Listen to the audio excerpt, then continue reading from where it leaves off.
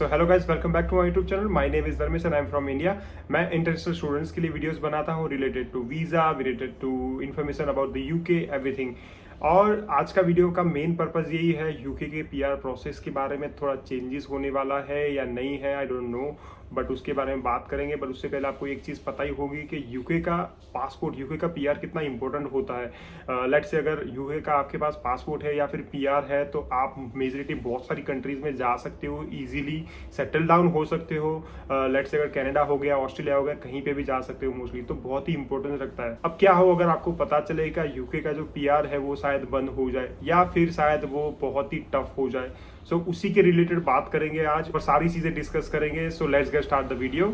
और before starting this video, if you are new to this channel, please like and subscribe the channel. It will give me motivation to make more videos like this. So let's get start the video. So basically ऐसा है कि UK में जो लोग भी आते हैं सबका अल्टीमेटली गोल वही होता है कि यूके में सेटल डाउन हो, चाहे वो स्टूडेंट्स हो या चाहे फिर कोई भी बंदा हो। अगर बाहर से कहीं से भी आ रहा है तो उसका वही मेन गोल होता है कि यहाँ पे सेटल डाउन हो गए, बिकॉज उनको पता ही है कि यहाँ पे बेनिफिट्स बहुत सारे हैं यूके में रहने के। स्पेशली अगर लेट्स से अगर एज ए स्टूडेंट्स कोई भी आता है तो उनको ऐसा ये दिमाग में होता है कि यार 5 ईयर्स यहाँ पर काम करेंगे, 5 ईयर्स रहेंगे, उसके बाद सीधा पीआर हो जाएगा। इंक्लूडिंग भी मेरी भी यही सोच थी कि यार 5 ईयर्स के बाद सीधा पीआर हो जाएगा, बहुत सारे बेनिफिट्स होंगे। But to clear out this confusion, ऐसा नहीं है एक्चुअली। यहाँ पे जैसे ही आते हो तुरंत 5 ईयर्स काउंट नहीं होते हैं। लेट्स से अगर मैं आया था 2021 में, अभी भी मेरा पीआर रूट चालू नहीं हुआ है एक्चुअली, क्योंकि मैंने 1 साल 1.5 साल स्टडी की, उसके बाद मैं अभी पीएसडब्ल्यू में हूँ। जैसे ही मुझे टायर 2 का वीजा मिलेगा, स्पॉन्सरशिप मिलेगा, उसके बाद से 5 ईयर्स काउंट होने वाला है। सो 5 ईयर्स के बाद जाके मैं पीआर के लिए एलिजिबल होता हूँ। तो ये लॉन्ग एक प्रोसेस है। अब इसमें ही ऑटोमेटिकली 5-7 साल तो चले जाते हैं।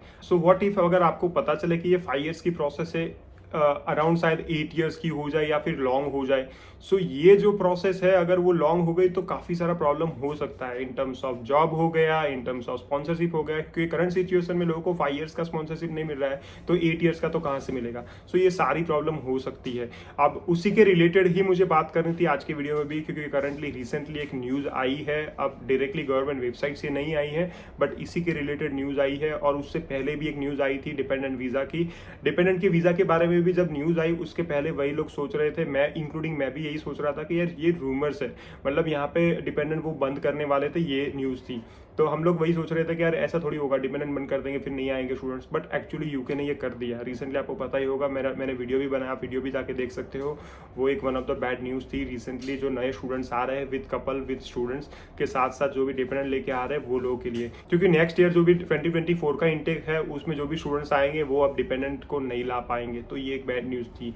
अब ये सब चीज़ें ऐसा लग रहा था कि यार हवा में बातें थोड़ी करेंगे ये लोग, उन लोगों को भी तो इनकम चाहिए, इन लोगों को भी तो पैसा चाहिए, बट नहीं, ये चीज़ कर दी उन्होंने। तो इसके भी मैंने थे। बट ऐसी ही सेम बैड न्यूज अभी रिसेंटली वही है कि वो लोग ऐसा सोच रहे हैं। आई डोंट नो ये न्यूज सही है नहीं है, बट एक आर्टिकल आया है कि 5 ईयर्स का जो वीजा था, 5 ईयर्स का टायर 2 था, उसके बाद आप पीआर के लिए एलिजिबल होते हो, उसकी जगह ये 8 ईयर्स लॉन्ग रूट करने वाला है। अब ये एक आर्टिकल ही आया है, तो वैसे ही सेम पहले डिपेंडेंट की भी न्यूज़ फैल रही थी, उसके बाद डिपेंडेंट वीज़ा बैन हुआ। तो अब ये चीज़ हो रही है स्टार्ट, मतलब ये एक र्यूमर समझ लो या जो भी है, आर्टिकल आया है तो कहीं ना कहीं इनसाइडर न्यूज़ होगी, कहीं ना कहीं किसी को पता चला होगा, ऐसे ही किसी ने छापा तो नहीं होगा। बट ऐसा हो सकता है कि किसी ने अप्रोच किया हो, जो पार्लियामेंट है कहीं पर भी, इन लोगों ने ऐसे सुझाव रखा हो कि हाँ ये ऐसा कर सकते हैं। अब ये अगर गलती से हो गया तो बहुत सारी मुश्किल आ सकती है स्टूडेंट्स के लिए भी और इंक्लूडिंग हर एक बंदे के लिए, क्योंकि 5 ईयर्स बहुत ही बड़ा टाइम होता है। अगर उसके सामने अगर 5 की जगह वो 8 ईयर्स कर लेते तो और बड़ा टाइम हो जाएगा। तो इंक्लूडिंग मी, यहाँ पे जो भी लोग रह रहे हैं उनके लिए भी प्रॉब्लम हो जाएगी। क्यों? क्योंकि इसमें क्या होगा कि 5 ईयर्स ही नहीं निकलते हैं जल्दी, 5 ईयर्स के लिए टायर 2 ही जल्दी कोई नहीं देता है। तो अगर 8 साल के लिए अगर लंबा हो गया तो उसके बाद पीआर मतलब 10 ईयर्स वाला ही वो हो गया। सो ये बहुत ही लंबा टाइम हो गया, तो उसके लिए बहुत फिर सोचना पड़ता है कि यहाँ पे कैसे फिर सेटल डाउन हो, कैसे करे। सो ये सारी प्रॉब्लम आ सकती है इसमें। आई नो कि ये न्यूज़ सही नहीं है, आगे इम्प्लीमेंट होने वाला है वो भी नहीं पता है, या फिर फेक न्यूज़ है। बट वरी करने का रीज़न यही है कि यूके गवर्नमेंट का कोई फिक्स नहीं है, उसका ट्रस्ट नहीं कर सकते, बिकॉज ऐसे ही सेम डिपेंडेंट का भी हम लोग सोच रहे थे कि यार ये थोड़ी होगा, ये तो र्यूमर्स है वगैरह, बट उन्होंने ऑल ऑफ सडन कर दिया वो चीज़ भी।